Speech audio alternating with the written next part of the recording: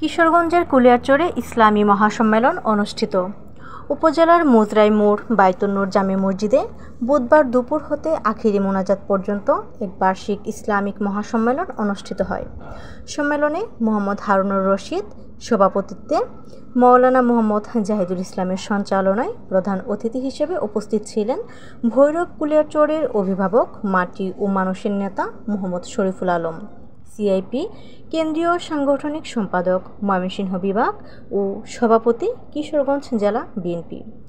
উক্ত সম্মেলনে বয়ান পেশ করেন আল্লামা আব্দুল কুদ্দুস ফারুকী, প্রধান মুফাসসির মারকাজুল হুদা আল ইসলামিয়া বাংলাদেশ, ঢাকা; হযরত মাওলানা মুফতি নোমান কাশিমি, পরিচালক মারকাজুল হানিফিয়া বাংলাদেশ, ঢাকা; হযরত মাওলানা মুফতি শায়েক আলী হাসান ওসামা খতিব, রাজবাড়ী জামে মসজিদ, ঢাকা; হযরত মাওলানা বাহাউদ্দিন শাইখুল হাদিস, আবদুল্লাপুর জগৎ মাদ্রাসা; হযরত মাওলানা আসাদুল্লাহ শাইখুল হাদিস, মুহতামিম, আবদুল্লাপুর মাদ্রাসা; হযরত মাওলানা হাফেজ আজিজুর রহমান, পেশ ইমাম, চন্দ্রিমা মডেল টাউন, কেন্দ্রীয় জামে মসজিদ, ঢাকা।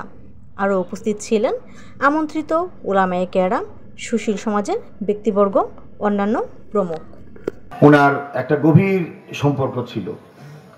শুধু তাই নয়, দেশ বরণ্য ওলামায়ে কেরামগণ, সাইকুল হাদিস আল্লামা আজিজুল হক সাহেব, জুবাইর রহমান আনসারী সাহেব, ফজলুল হক আমিনী সাহেব সহ বিশিষ্ট ওলামায়ে কেরামগণ সারা দেশে যারা ছিলেন সকলের সাথে উনি ওঠা বসা করেছেন। আজকে 2018 সালের 25শে জানুয়ারি উনি দুনিয়া থেকে ইন্তেকাল করেছেন, চলে গেছেন। তারপর থেকে আমি ওনার বড় সন্তান হিসেবে বিভিন্ন প্রতিষ্ঠানের সাথে জড়িত আছি, ওলামায়ে কেরামদের সাথে জড়িত আছি। যদিও আমার বাবা যেভাবে আপনাদের সাথে উঠা বসা করেছেন, মেলামেশা করেছেন, দিনের খেদমত করেছেন, আসলে সেভাবে আমি পারি নাই, সেভাবে আমি দায়িত্বটা পালন করতে পারি নাই। অনেকগুলো প্রতিষ্ঠানের সাথে জড়িত আমি, আমার ছোট ভাই, আমার পরিবারের সদস্যরা। সেই কারণে আমি প্রথমে ক্ষমা চেয়ে নিচ্ছি।